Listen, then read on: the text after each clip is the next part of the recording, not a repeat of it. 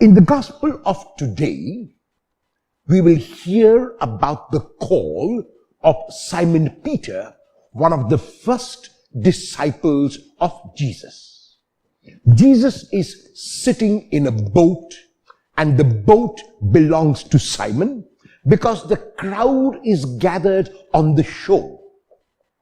And from the boat, Jesus is teaching them. From the boat, he is proclaiming the good news. From the boat, he is telling them that God loves unconditionally. They have to do nothing to earn God's love.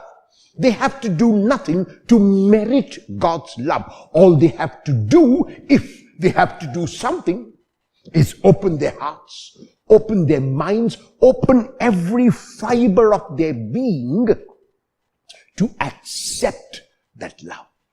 This is the core of his proclamation. This is the core of his teaching. And that is why he combines this with reaching out and healing those who came to him.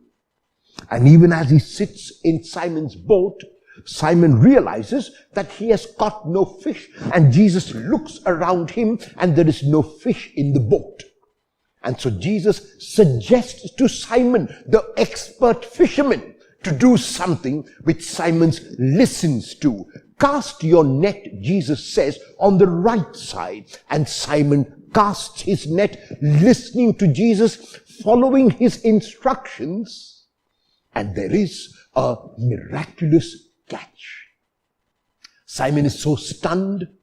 Simon is so taken aback that he realizes that he is in the presence of God.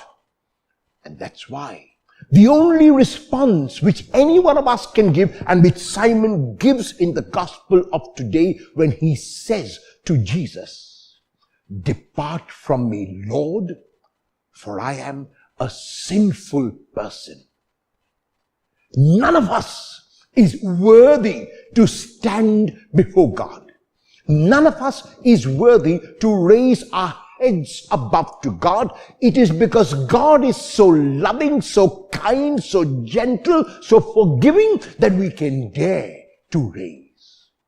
Simon realizes that he is in the presence of Jesus, who is Lord, and that is why the only response to God is humility, is a bowed head.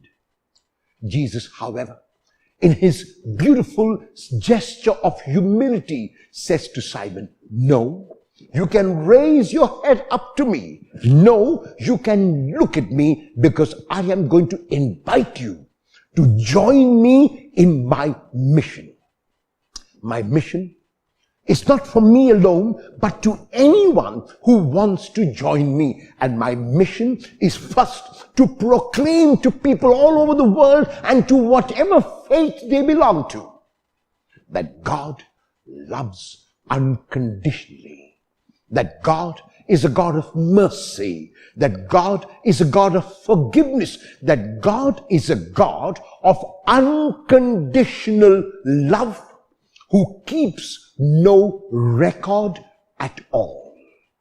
And this proclamation, these words, have to be shown in action in our concern for others.